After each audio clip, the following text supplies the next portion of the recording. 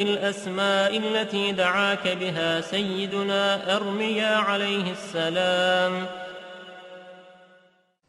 وبالأسماء التي دعاك بها سيدنا شعياء عليه السلام، وبالأسماء التي دعاك بها سيدنا إلياس عليه السلام، وبالأسماء التي دعاك بها سيدنا اليسع عليه السلام، وبالأسماء التي دعاك بها سيدنا ذو الكفل عليه السلام، وبالأسماء التي دعاك بها سيدنا يوشع عليه السلام، وبالأسماء التي دعاك بها سيدنا عيسى عليه السلام، وبالأسماء التي دعاك بها سيدنا محمد صلى الله عليه وسلم، وعلى جميع النبيين والمرسلين أن تصلي على سيدنا محمد نبيك عدد ما خلقته من قبل أن تكون السماء مبنية والأرض مدحية والجبال مرسية والبحار مجرأة والعيون منفجرة والأنهار منهمرة والشمس مضحية والقمر مضيئا والكواكب مستنيرة، كنت حيث كنت لا يعلم أحد حيث كنت إلا أنت وحدك لا شريك لك. اللهم صل على سيدنا محمد عدد حلمك، وصل على سيدنا محمد عدد علمك، وصل على سيدنا محمد عدد كلماتك، وصل على سيدنا محمد عدد نعمتك، وصل على سيدنا محمد ملء سماواتك، وصل على سيدنا محمد ملء أرضك، وصل على سيدنا محمد ملء عرشك، وصل على سيدنا محمد قطرت من سماواتك إلى أرضك من يوم خلقت الدنيا إلى يوم القيامة في كل يوم 1000 مرة. اللهم صل على سيدنا محمد عدد من يسبحك ويهللك ويكبرك ويعظمك من يوم خلقت الدنيا إلى يوم القيامة في كل يوم 1000 مرة. اللهم صل على سيدنا محمد عدد أنفاسهم وألفاظهم، وصل على سيدنا محمد عدد كل نسمة خلقتها فيهم من يوم خلقت الدنيا إلى يوم القيامة في كل يوم 1000 مرة. اللهم صل على سيدنا محمد عدد السحاب الجارية، وصل على سيدنا محمد عدد الرياح الذارية من يوم خلقت الدنيا إلى يوم القيامة في كل يوم 1000 مرة. اللهم صل على سيدنا محمد عدد ما هبت عليه الرياح وحركته من الأغصان والأشجار والأوراق والثمار وجميع ما خلقت على أرضك وما بين سماواتك من يوم خلقت الدنيا إلى يوم القيامة في كل يوم 1000 مرة. اللهم صل على سيدنا محمد عدد نجوم السماء من يوم خلقت الدنيا إلى يوم القيامة في كل يوم 1000 مرة.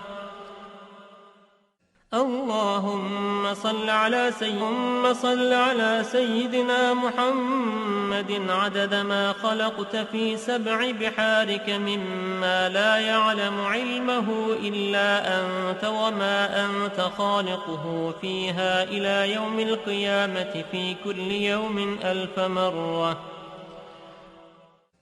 اللهم صل على سيدنا محمد عدد ملء 7 بحارك، وصل على سيدنا محمد زنة 7 بحارك مما حملت وأقلت من قدرتك. اللهم صل على سيدنا محمد عدد أمواج بحارك من يوم خلقت الدنيا إلى يوم القيامة في كل يوم 1000 مرة.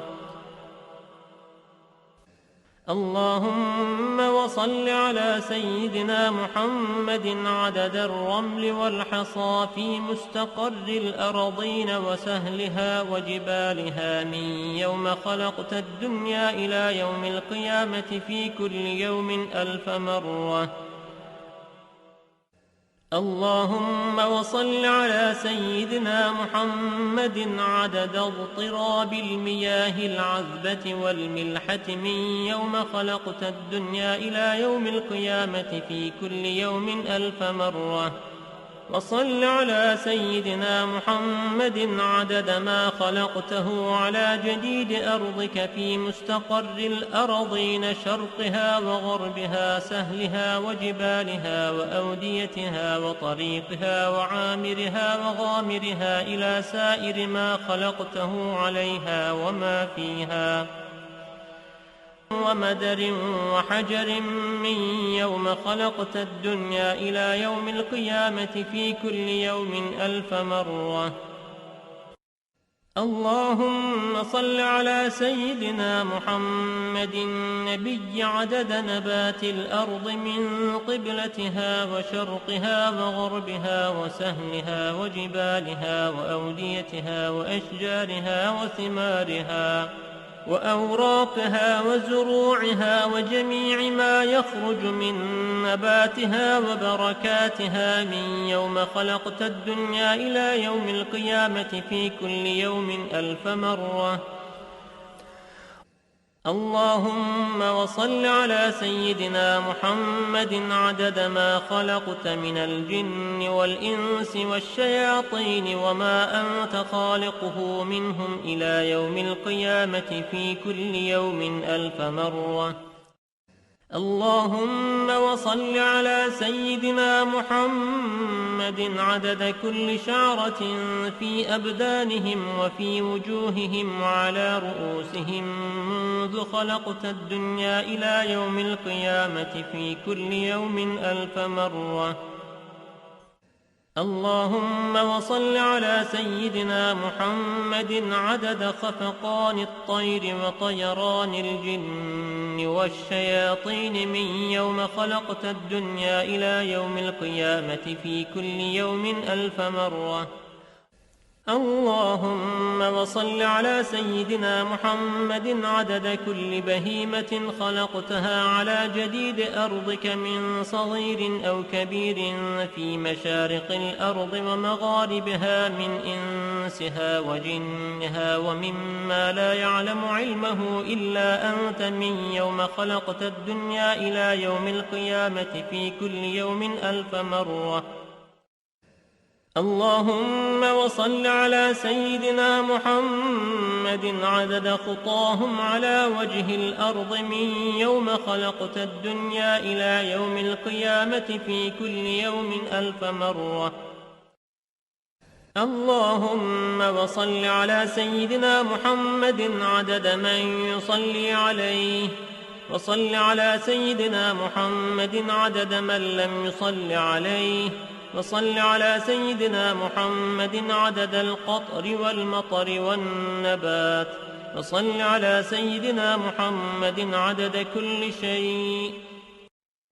اللهم وصل على سيدنا محمد في الليل إذا يغشى، وصل على سيدنا محمد في النهار إذا تجلى، وصل على سيدنا محمد في الآخرة والأولى، وصل على سيدنا محمد شابا زكيا، وصل على سيدنا محمد كهلا مرضيا، وصل على سيدنا محمد منذ كان في المهد صبيا، وصل على سيدنا محمد حتى لا يبقى من الصلاة شيء.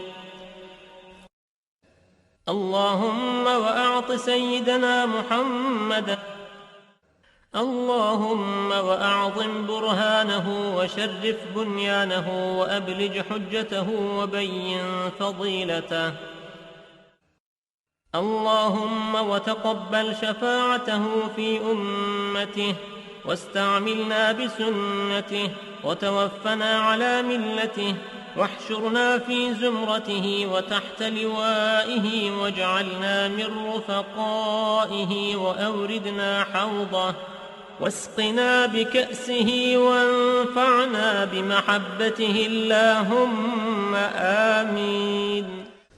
وأسألك بأسمائك التي دعوتك بها أن تصلي على سيدنا محمد عدد ما وصفت ومما لا يعلم علمه إلا أنت، أن ترحمني وتتوب علي وتعافيني من جميع البلاء والبلوى، وأن تغفر لي وترحم المؤمنين والمؤمنات والمسلمين والمسلمات الأحياء منهم والأموات، وأن تغفر لعبدك المذنب الخاطئ الضعيف، وأن تتوب عليه إنك غفور رحيم.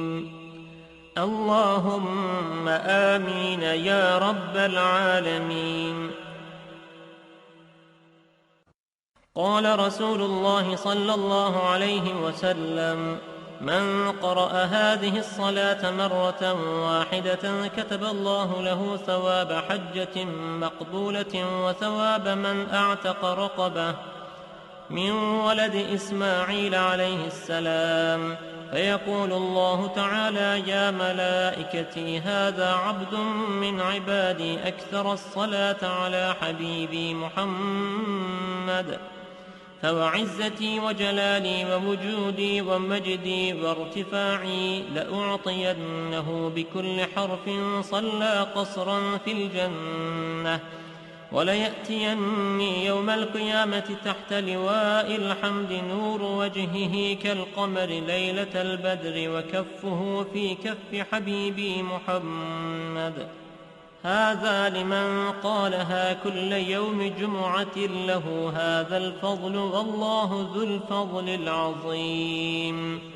اللهم إني أسألك بحق ما حملك. Âl ezvacı tahiret evladı Resul-i Eshab güzün efendilerimizin sayr enbiya zemme Resulü fiyan hazıratın ervah şeriflerine Pirimiz Bilal-ı Habeşi radıyallahu anh efendimizin mihmandar Resul-i Kibriya Eyüp Sultan Halid bin Zeyd Eba Eyüp el-Ensar radıyallahu anh, Şah Mürşidan Şah Hace Muhammed Bahaddin Nakşibendi el-Buhari, Mevlana Celaleddin el-Rumi, Mevlana Ziyaüddin Halid el-Bağdadi, Sahib-ü Zaman, Kıblet-i İslam, Şeyh Mevlana Muhammed Nazım Adel-Elekani, Kaddesallahu esrarhum ve hazıratın ervahı için, Hademül Haremeyn-i Şerifeyn Yavuz Sultan Selim Han, Ebul Feth vel Mevazi Fatih Sultan Mehmet Han ve Serdar-ı Hakan Sultan Abdülhamid Han cennet mekan, Firdevs-i Aşiyen hazıratın ervahına ve anu inayetine, alel husus bu caminin banisi, sahibel hayrat ve el hasenat, sahibi Sevş Abdülkerim el-Kıbrısel Rabbani Hazretlerinin ve bugüne kadar içerisinden gelmiş geçmiş imam, müezzin, kayyım, cemaatinin ve kahve ehli imanın ervahı için, Allah rızası için El Fatiha.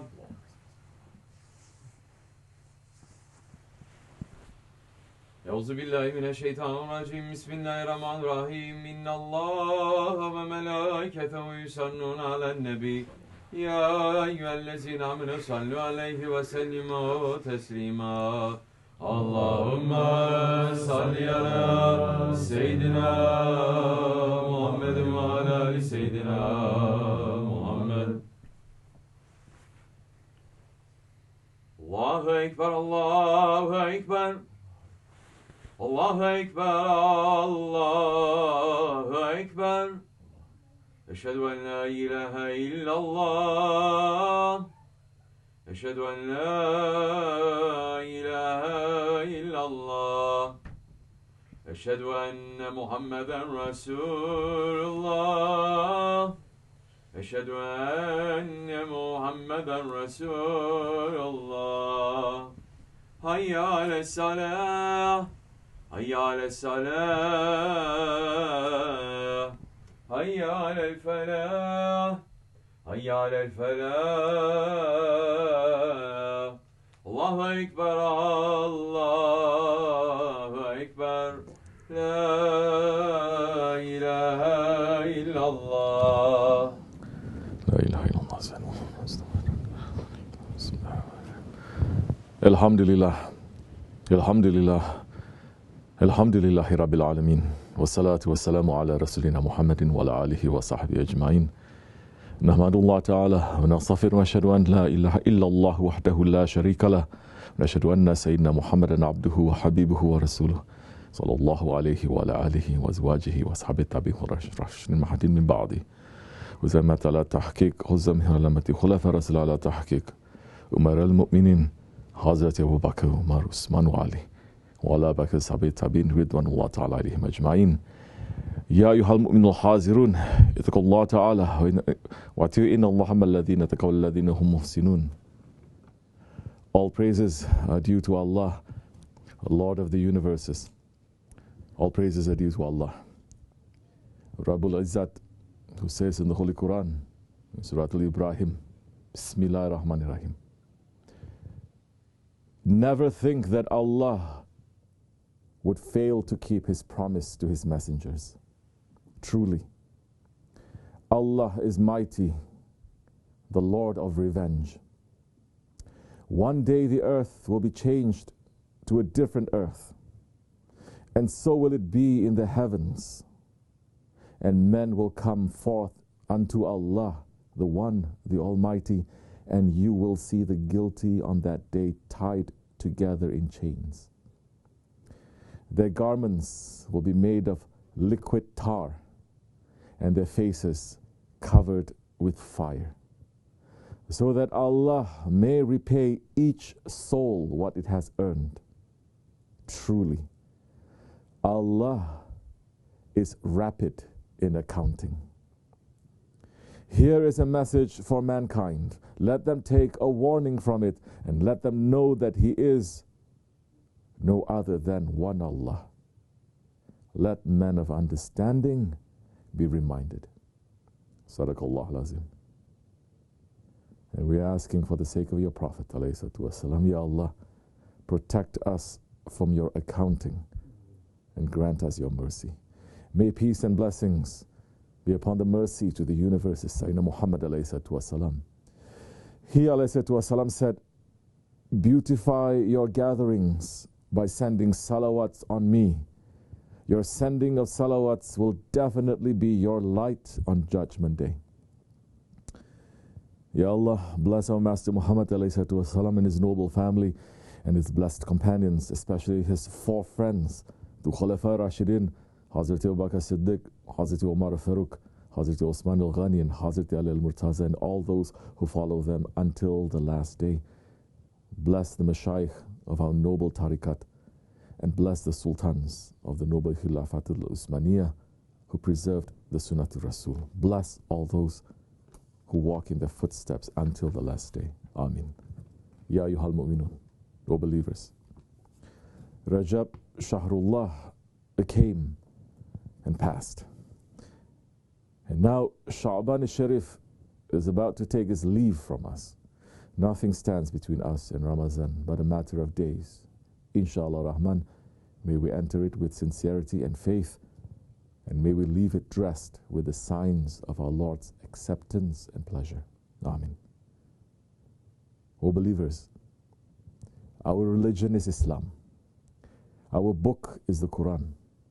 Our messenger is Sayyidina Muhammad alayhi wasalam. Our millet is that of Hazrat Ibrahim alayhi salam. Allah subhanahu wa ta'ala has put everything clearly for us through the example of his messenger alayhi wasalam.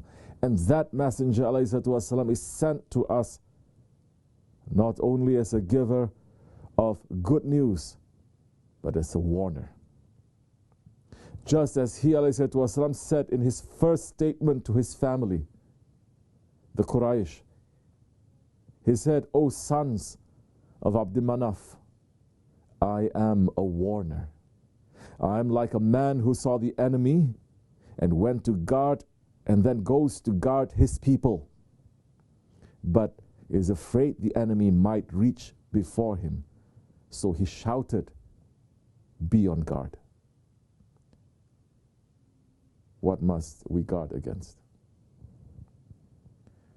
We must guard against the anger and the divine punishment of Allah subhanahu wa ta'ala. Allah subhanahu wa ta'ala is saying in the ayats we read from Surah Al-Ibrahim that He is Bismillah ar-Rahman ar-Rahim, Sari' al-Hisab, quick to take accounting. Allah subhanahu wa ta'ala warns us over and over again in the Holy Quran that He is capable and powerful to take revenge against the disobedient creatures of the earth and to show His punishment. The Quran is filled with the histories of such nations, and the Quran is for us until Judgment Day to take lessons from it. Nuh alayhi salam warned his nation, but in the end, Allah, Bismillah ar-Rahman ar-Rahim, overwhelmed in the flood those who rejected His signs. They were indeed a blind people. Hud alayhi salam was sent to Ad, the nation blinded in shirk and pride, but they rejected him. And in the end, Allah subhanahu wa ta'ala, Bismillah ar-Rahman ar-Rahim, cut off the roots of those who rejected His signs and did not believe. Salih alayhi salam was sent to Samud, the descendants of those who were saved from the punishment of Ad, but who then deviated again. They were unjust, and the rich oppressed the poor. Bismillah ar-Rahman ar-Rahim. So the earthquake took them off guard, and they lay prostrate in their homes in the morning. Sadaqallah al-Azim. Nimrud declared war on Allah, and he was defeated by a mosquito army. Lut alayhi salam, the relative of Hazrat Ibrahim, was sent to a nation that was perverting the natural order set down by Allah. Bismillah ar-Rahman ar-Rahim. And Allah rained down on them a shower of brimstone. Then see what was the end of those who indulged in sin and crime. Sadaqallah al-Azim. And Hazrat Shuaib alayhi salam was sent to Madian, who engaged in robbery and cheating people. Bismillah ar-Rahman ar-Rahim. And they denied him, so the punishment of the day of the black cloud seized them. Indeed, it was the punishment of a terrible day. Sadaqallahu al-Azim. The Quran al-Karim is a history and a warning to mankind. But the mankind that is the ummah of the Akhir Zaman and the ummah of the Nabi of the Akhir Zaman. All that warning is not for the earlier nations. It is for us, to show us that we are capable and able to deviate like the earlier nations, but Allah is quick to judge, and we must take lesson. These nations, these ummahs that are mentioned in the Quran, they were committing one sin, one wrong, disobedient action as a group. Just one wrong characteristic. And for that wrong action, the entire nation was punished. Look to the ummah of the Akhir Zaman. Look to us in the Akhir of the Akhir Zaman. What are the disobedience and rebellion and sins that Allah subhanahu wa ta'ala has mentioned in the Quran that we are not committing right now? So many know how to say the ayat.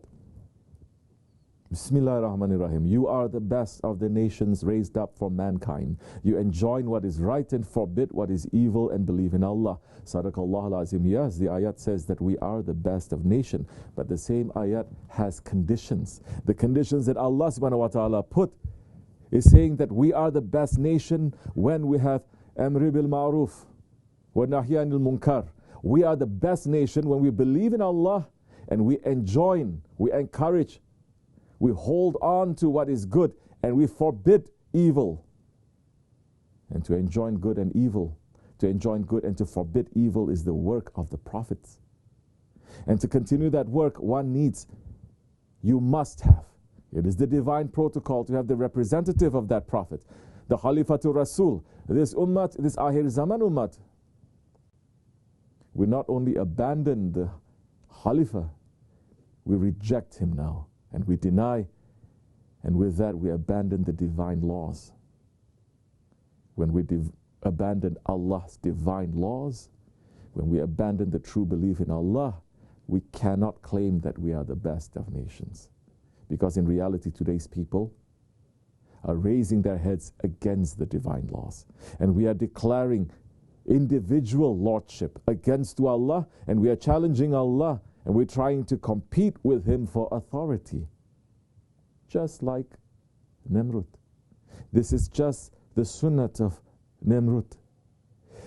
Yes, we have become Nimruds. We have not only declared our own lordship, we seek to burn the truth, like how Nimrud tried to burn Hazrat Ibrahim alayhi salam. And we are trying to kill Allah. Understand, Nimrud wanted to kill Allah. He raised an army for the purpose of challenging and defeating Allah.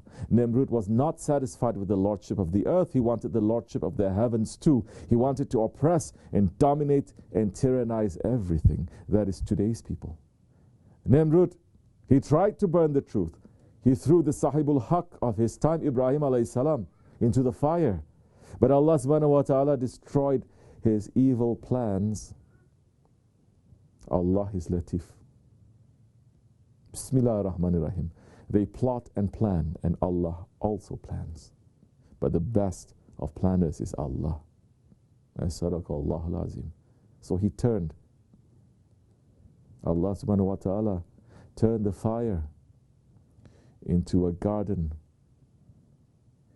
And as for Nimrud's army, Allah subhanahu wa ta'ala showed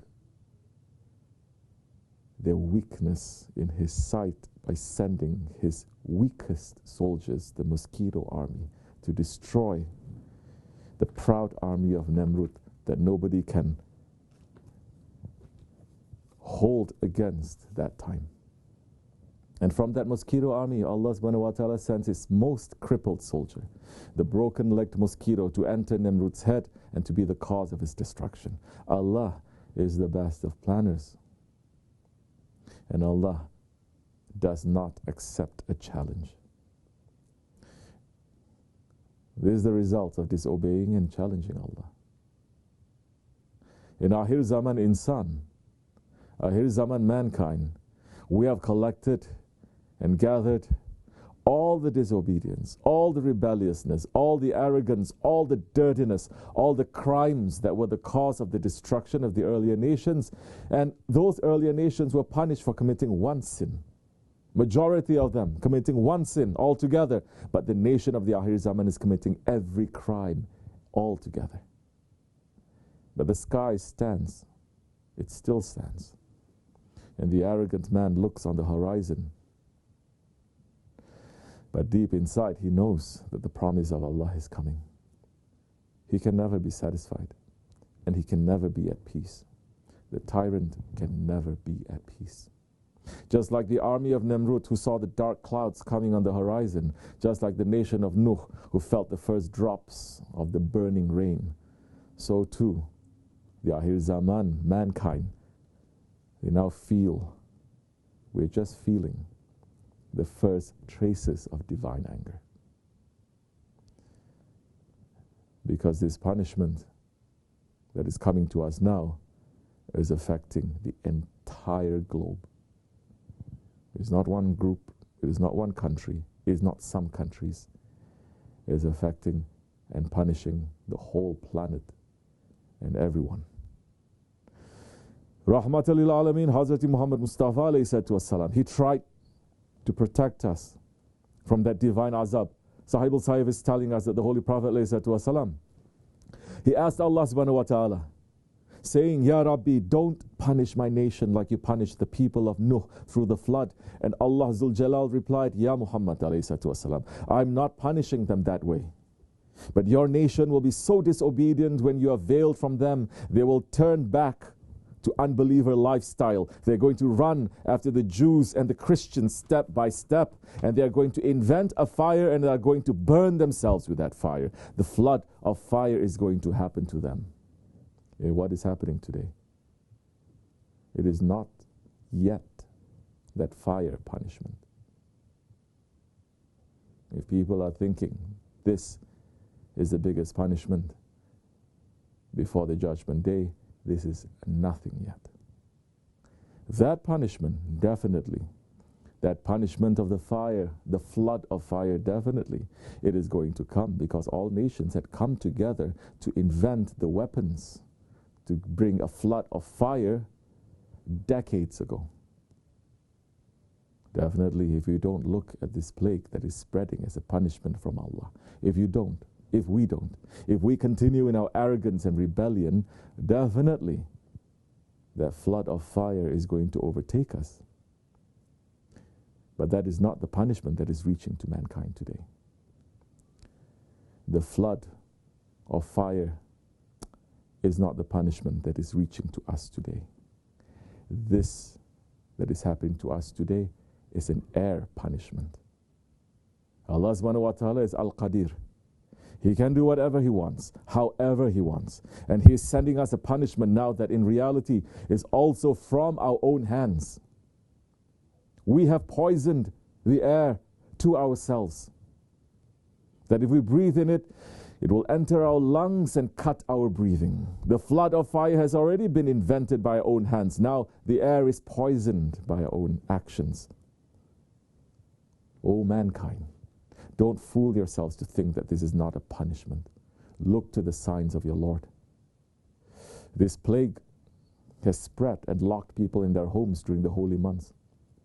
Rajab, Shaban and Ramazan are supposed to give people mercy and peace and spirituality. But instead, these months have become filled by fear and anxiety and dread. Yes, there have been plagues that has reached to this world, so many, for hundreds of years, for thousands of years, but never a plague like this, never a fear like this, that it is affecting everyone, man, woman, young and old, rich and the poor, at the same time. Now, even the holy places, they are closed and their gates are shut. When the gates of mercy are closed, what gates do you think are open? But the majority of mankind don't believe this sickness is a punishment. Muslims are not believing that this sickness is a punishment. Why is that? We don't believe that it is. If we are, you would see 1 billion Muslims. Allah has already stopped the activity of the world. So it is not difficult for 1 billion Muslims to stop everything and to say, now, at this time, at this hour, on these days, everyone fall to sajda and ask for forgiveness. But no. They come together to collect salawats. They come together to recite certain du'as. But you can only ask, you can only be given tawbah nasuha. You can only make a tawbah nasuha, a tawbah that is sincere, if you are sincere that you have made a mistake. If you don't believe that you have made a mistake, how can you ask for forgiveness sincerely? This is Muslims of the Akhir Zaman. We step arrogantly on the earth because we think we have done nothing wrong. But we are committing crimes against Allah and allowing crimes to be committed against Allah and His Prophet and the holy ones and the righteous ones and those ones who are Muslim. And we are drowning in the rebellion of the previous nations, and yet we think that we are the best ones. This is rebellious man. And if we think we did nothing wrong, then how can we believe that we deserve what is coming to us? And if we don't believe that it is deserved, then how can we take any lesson? And this is a continuous ghaflat that brings destruction. And how many Muslims are angry at Allah? Yes, there are some, a handful maybe, who understands that this is a punishment. Yes, those are exceptions. But the state of the believers, they have become so weak and confused that they don't even know how to repair their relationship with Allah. They don't even know how to pay the debt of their mistakes to Allah. They don't even know how to ask forgiveness from Allah properly. We just passed the Nisfu Shaban, the Laylatul Barat. We don't see people going around saying we are collecting billions and billions of Astaghfirullah on this night of Laylatul Barat so that our Barat can be clean. So everything has become a show. We are not taking Allah seriously. But to ask forgiveness from Allah properly, it is not a mystery. And He has said it plainly in Surah Al-Nisa, Bismillah ar-Rahman ar-Rahim. If when they wronged themselves, if they had come to you, Ya Muhammad ﷺ, and asked forgiveness of Allah, and the Messenger had asked forgiveness on their behalf, they would have found Allah accepting their tawbah, and they would have found that Allah is merciful. Sadaqallah al-Azim. But who believes? Who believes in Shafa'at today? It has become a thing that Ahl Sunnat have to hide. Who believes that the mercy and the forgiveness of Allah lies in the hands and the du'as of the Holy Prophet and the holy people? Who believes that now? Everyone believes if I can cut a ticket to go to Kaaba, I can ask for myself. Everyone believes if I can make Umrah every 3 months, I can ask myself. I don't need anyone. So, we're turning around and around in the dark. We're falling off. And we don't know how to get up. Because today, everyone is talking and planning, saying, they are saying, oh, we cannot wait for everything to go back to normal. Normal. What was normal? What was that normal world where the unbelievers, they're stepping on the honor and the blood of believers without any consequence? What is a normal? Where people who say La ilaha illallah are dragged from their homes to be burnt in the street and no one can defend them. What is a normal when the rich spread an economic system that keeps the poor enslaved forever and allows them to gather the wealth of the entire world in their hands and nothing happens to them? What is a normal where children and women are sold like animals to be used by the tyrants? What is a normal where the rights of mankind, they are like a joke written by the oppressors?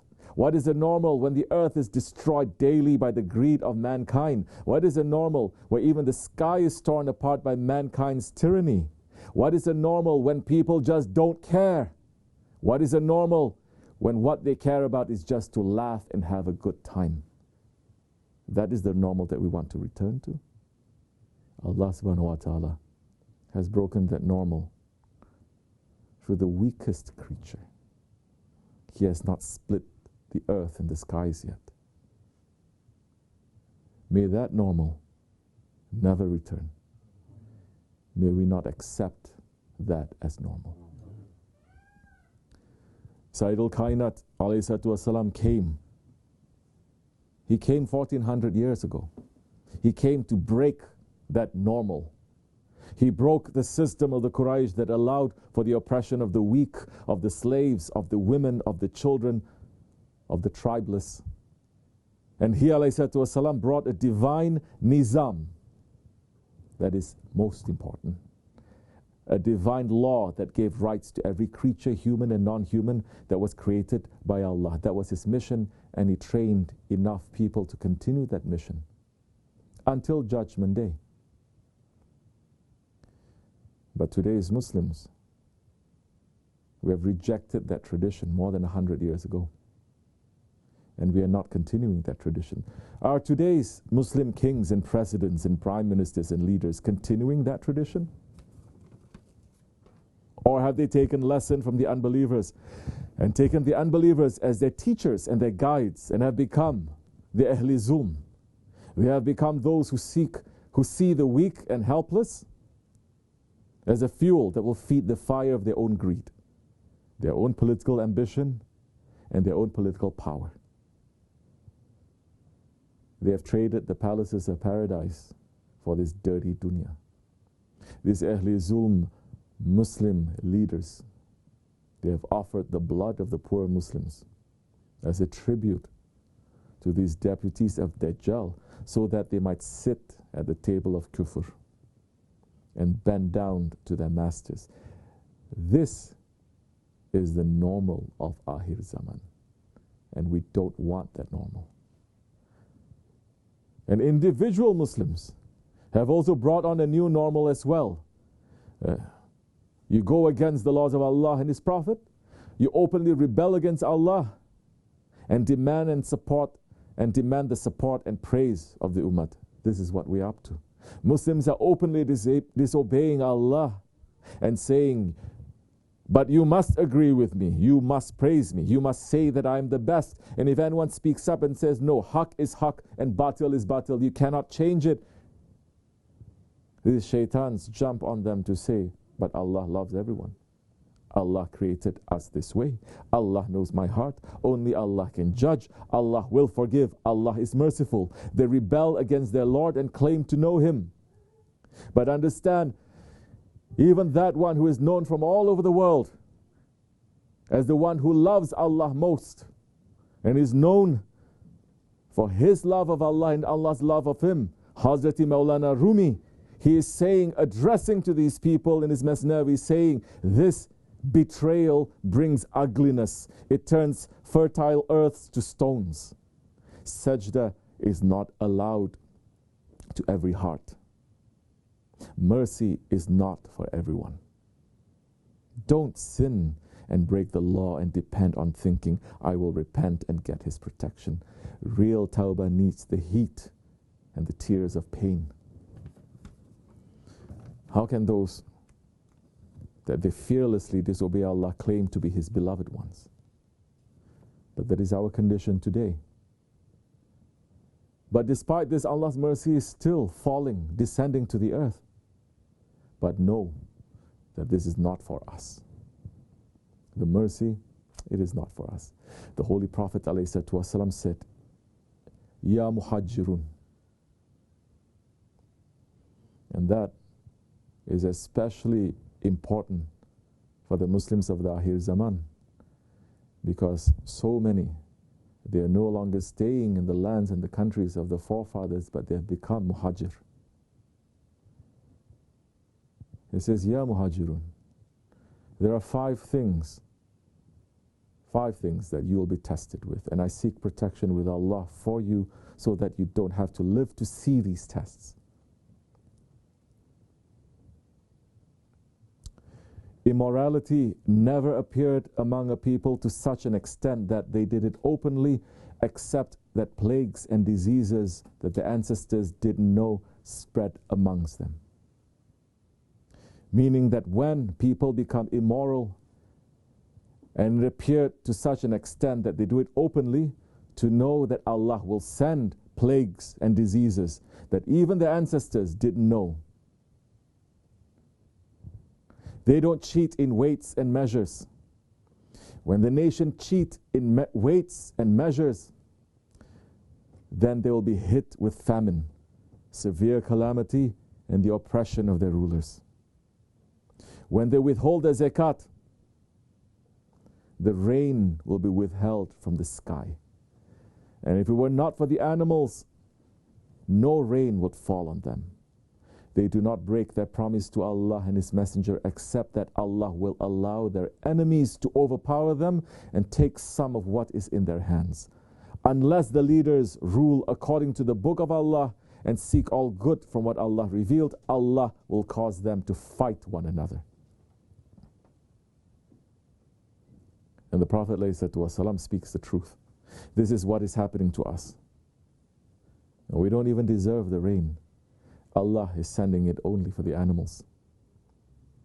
Yeah, we don't even deserve rain. A rain is a symbol of Allah's rahmat. The Akhir Zaman, Bani Adam. We are not even deserving of Allah's rahmat in the month of Rahmatul lil Alameen, in the month of Ramadan. Allah is making everything around us to poison. Because we have done it for ourselves, it has become poison for us. Even the air. Even people are poison to each other. Understand this. Even people have become poison to each other. They have become a means of sickness to each other. This is a big sign for the Ahl Zikr, for the people who think, for the people who have belief. This plague, this pandemic, Inshallah Rahman, it will end. It will lift one day. But Allah subhanahu wa ta'ala is going to look to the hearts of the believers to see if they learned anything. Otherwise, the flood of fire is just around the corner. That is the destiny of those who take no lesson from the sickness and want only to return to the evil normal of the Akhir Zaman. Things will not only go back to normal, things will become worse. And the next series of events that will come after the sickness, it will lead to the Malhamat al-Kubra, the greatest war. And our destiny, it depends on our intentions and actions in these holy months. We must acknowledge our crime before Allah. To be forgiven, to be cleaned, we must understand what we have done. We must take responsibility. We must know that we have become rebels to Him. And we must follow the way of the Hazrat Yunus alayhi salam, who said, La ilaha illa anta subhana inni kuntu minas zalimin. Yeah, alhamdulillah, we have a sheikh who is teaching us how to fix our relationship with Allah. And Sheikh Effendi, Sheikh Abdul Karim Al-Kibrisi Rabbani, Sahib al-Saif, and our Naqshbandi Mashayikh, they are teaching us to open these 3 holy months with the dua of Wali Abbas. This dua is not asking for more blessings. This dua is not asking for opening of this dunya and the akhirat. This dua is a confession, an admission of guilt and begging for forgiveness.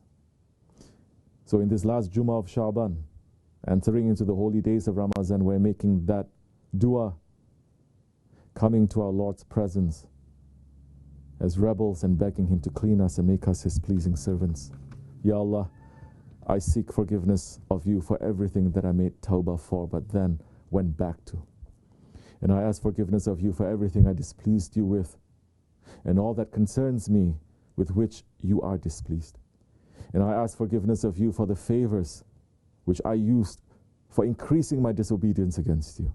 And I ask forgiveness of You for the sins which no one knows except You, and no one sees except You, and no one covers except Your mercy, and nothing saves except Your forgiveness and kindness. There is no ilah except You alone. You are the Most High, and I was one of the oppressors. Ya Allah, I ask forgiveness of You for the injustice I committed against Your servants, whatever of Your male or female servants whom I have hurt physically or in their dignity or in their property. Give them of Your treasure which lacks nothing. And I ask You to honor me with Your mercy which covers all things. Do not humble me with Your punishment, but give me what I ask of You, because I am in great need of Your mercy, O most merciful of the merciful. May Allah send blessings upon Muhammad ﷺ and upon all his companions. There is no power and no might except in Allah, the High and the Exalted. May Allah raise the stations of our Shaykh. May He intercede for us here and hereafter. Ameen. Astaghfirullah. Astaghfirullah. Astaghfirullah. Lazim. La ilaha illa huwa.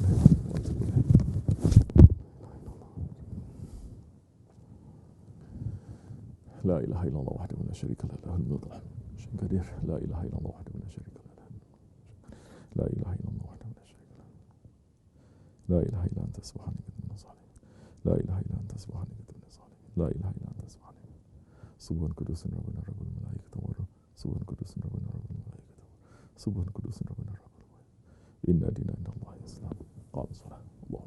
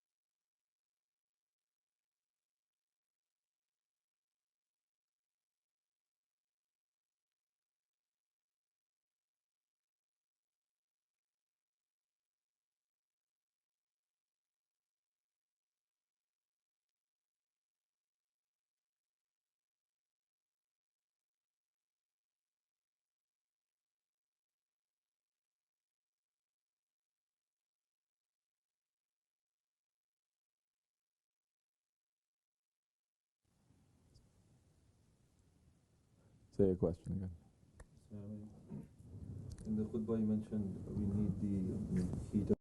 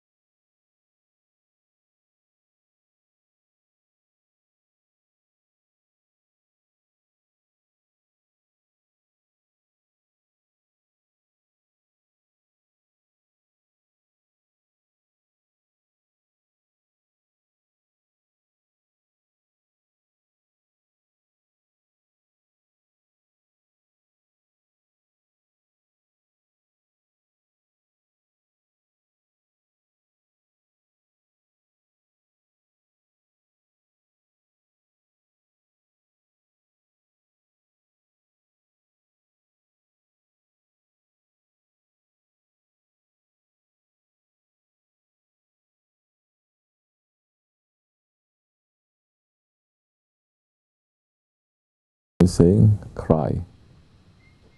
Cry a lot. If you cannot cry, make yourself to cry. Make yourself to cry. The believer is going to think, okay, I'm not crying for this. What do I cry for? I cry for this. When I lose this, I cry. My heart is wrenching. When I watch this, it touches on my emotions. When I think about this, it will affect me. Today's mankind, their hearts have become so tough that they don't cry for nothing. In the old days, we don't cry for stupid things and movies and books. Okay? They cry for Allah. When they think about Allah, they think about the Prophet ﷺ, and they think about fighting oppression and cruelty. They cry. In their strength, they cry. In their anger, they cry. When they feel the spirit of the Sahabe Kiram and those who stand up against the kufr, they cry. You understand? It's not a crying of weakness. It is a crying because that is one way that the ashq is coming out from. So you make yourself to cry. And why? One thing that Shaykh Effendi had said so many times, Prophet ﷺ is saying, don't laugh too much. Because it hardens the heart. Don't laugh too much. Because it makes your heart to become really hard. You understand?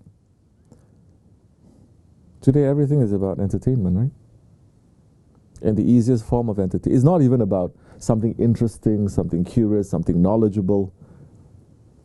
It's all about the cheapest thing possible to laugh, correct or no? It's accessible. And everybody wants that to laugh more and more and more. So their hearts have become very hard. So even when they see something that is supposed to touch you, it doesn't, because their heart has become like that, because it only responds to laughter. People either laugh or they become angry. Then where is that? The tears of regret. For yourself, you cannot do it. For others, you cannot do it. Why not? If something is wrong, make yourself, fix yourself for that. If you say, well, I don't cry ever for anything, then you have to worry. Then make yourself to cry. If anything, go to Sajda and say, Ya Rabbi, I can't even cry. All your prophets cried. All your beloved ones cried. I can't even cry. Shame on me, shame on me, shame. That shame will produce something. You understand? It's not even the regret of the wrong things that you have done, the regret that you cannot even have regret. The shame. And that, a believer must have shame. Because that shame, that modesty, is part of your faith. It comes with faith.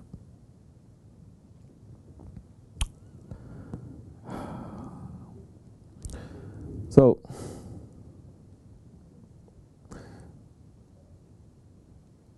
we need to come together. Yeah, Ashik. You're talking about the whole world coming together. Coming together for what? If you come together to fight against injustice, is good. If you're coming together just to clap hands, for what? How stupid is that? If you're coming together to say that something is wrong, all this is not even, you cannot even blame God. Allah, because we make it ourselves. We bring it down on ourselves. We're not coming together for that. Again, you lost the point. We all lost the point. Okay, unbelievers. What are the believers coming together? Are they coming together? Or are they saying be apart? Okay, you can close the masjids, you can close the jamis, you can close the holy places. But Allah has given us the technology. Why we're not bringing that technology to say, now for this, instead of having this Jummah, everyone is going to listen to this. Okay, you cannot pray Jummah, right? Everyone praying at home, correct? Why can't someone just deliver a waz? Or give a khutbah? Or call it just some words in place of the Jummah. Everyone pray at home. Huh? So you can do it at home too. Someone can just say, you just turn it on and everybody to watch, at least to gain something. Praying at home doesn't mean that now you cannot pray. You cannot all pray together. You cannot make du'as and we're not together. If the kafirs can go out on balconies and clap, why can't the Muslims go out and give salawats, yes? Or say astaghfirullah? We don't even need that. We have the technology.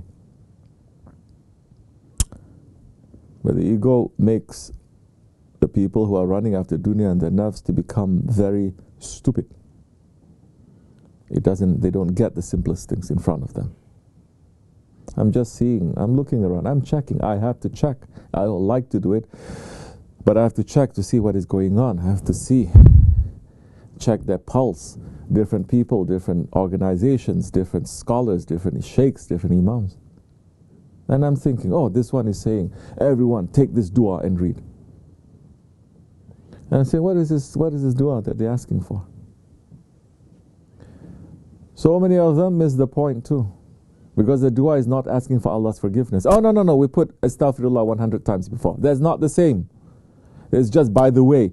You want to take the words of Allah but you're not asking. If you ask for forgiveness, then you must know why you need to be forgiven.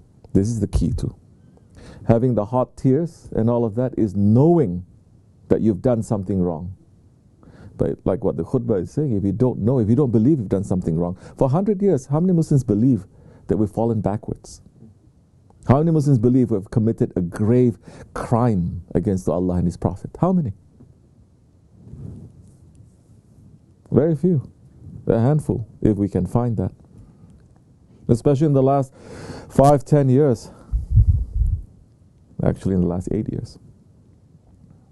You see how crazy the world has gone. Huh? That has become the new normal, right? The craziness of the world that we're saying, it wasn't this crazy in the time of Shaykh Effendi.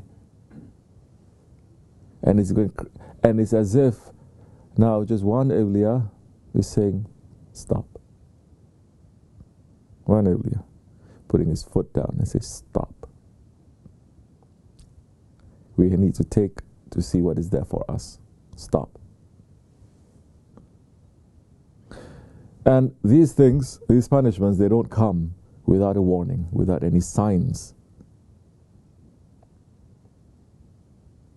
Didn't I say last year, I was so upset for Ramadan, for the holy months, that murids, they are not being intelligent enough, they're not being passionate enough. And I said, I'm going to close this whole dergah. You're going to stay in your homes. You're not even going to come to have iftar. You're not going to come to pray tarawih. Didn't I say that? And I said that in a special way that I've never said before. I'm not saying it. Shaykh Effendi is making me to say it. I'm not causing this to happen. Shaykh Effendi is making this to happen. Now we must take what is for us. Don't look so much over here, over there. What is for us? Because we take everything for granted too. We're supposed to come here to have at least an understanding of the life of a believer. Let's not use the word dervish. Let's use the word believer. To say whatever that is occupying us, it has to be with the remembrance of Allah. It has to be occupying us so that even when we're out in the marketplace, we're remembering Allah. Even if we're running, we're remembering Allah. Even if we're standing, remembering Allah. Even if they're lying down, they remember Allah. Allah is saying this, no? We're not coming here to jump up and down to do everything. No. We say we're coming here to remember Allah, and then we are being caught up by all these things. We need to come back. So Muslims need to get together, but they lost the boat. They're not coming together. They didn't come together for 8 years, 100 years. You think they're going to come together? It used to be. They used to come together. It used to be the whole Islamic empire shut down. At least once a week. Once a week, everything shuts down for zikr, Thursday night. Shut down. No dunya. You're going to worship this holy state, not like today, state mandated. But similar. You don't have to because people believed. Lockdown, Thursday nights, no? In your jamis, in your dergahs, in your masjids, in your homes. People accept it because they see the results of it.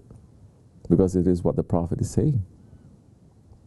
Jummah, shut down. No activity. No dunya, shut down.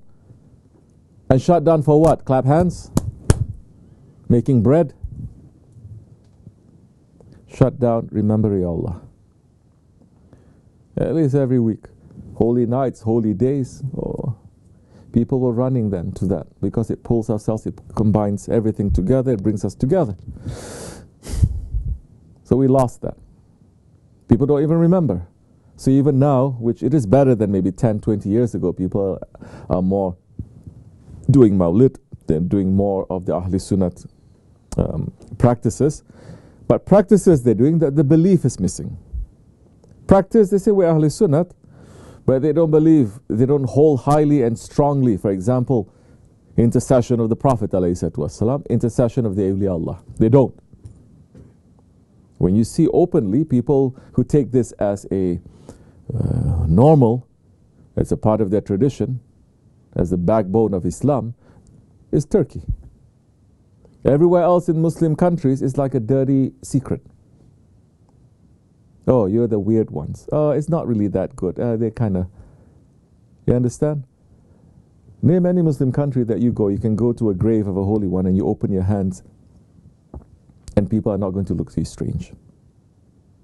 Or if your picture is there on social media, people are going to say, this is they're making a shirk. But it's so common, there's something that the whole world has not discovered too. That people now with that level of connection to the wasila, the mercy reaches. Now even if people are not practicing properly, they don't know too much, they commit so many wrong things, but because of their wasila, their connection to that friend of Allah, they open their hands and they ask. Knowing that it's coming from Allah. Faith reaches to them, safety reaches to them. How many times we've seen in Turkey, we see even people who are coming dressed differently and this and that, and they have respect. At the very least, they say, so many people have said this Holy One, He answers prayers. What if I just ask? Today is Wednesday, today is Wednesday, today is Wednesday. What if I just ask? If I don't ask, if I ask, what's the worst that can happen? He doesn't answer. If I don't ask and He's giving, what is the worst that can happen? I get more hunch. Right? More sin, more stubbornness that is piling down on top of me. And this is happening to a majority of the Muslims because more stubbornness, more arrogance coming to them because they're not going to the friends of Allah. They're saying no. Like what I said before, they can, why? I can cut a ticket and go to Kaaba. I'm very special. I can even have hook up and enter into the tomb of the Prophet. Oh, I'm very special, you know. You understand? So more arrogance with that, more stubbornness, more you are putting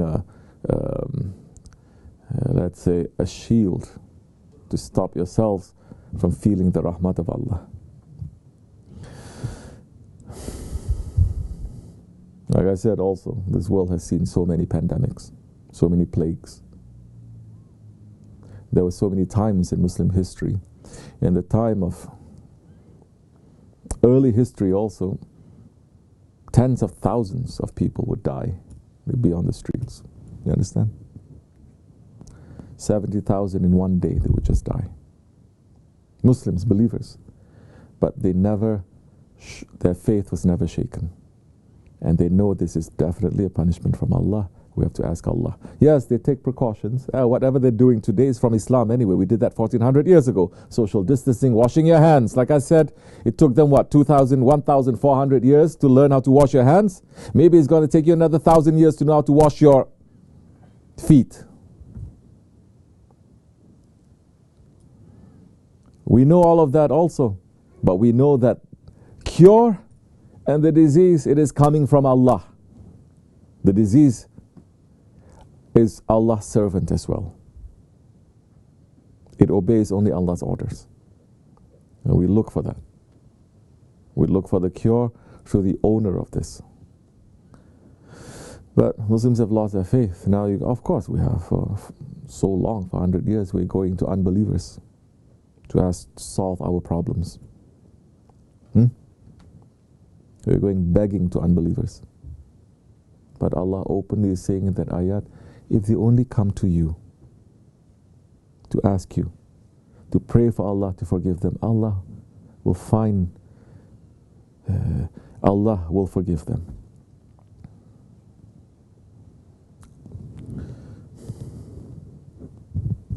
May Allah forgive us. May we wake up, inshallah, and not let this to slide.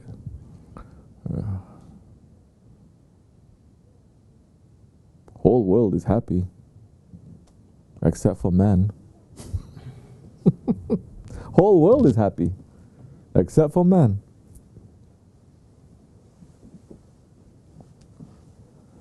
This is not even destruction that is coming, that Allah is going to punish man and the whole world also. These are still good times. Astaghfirullah lazim wa atubu ilayh. Wa min Allahu tawfiq. Fatiha. Amin. Assalamu alaikum wa rahmatullah. I'll see you next time. What happened? You dropped the tea, huh?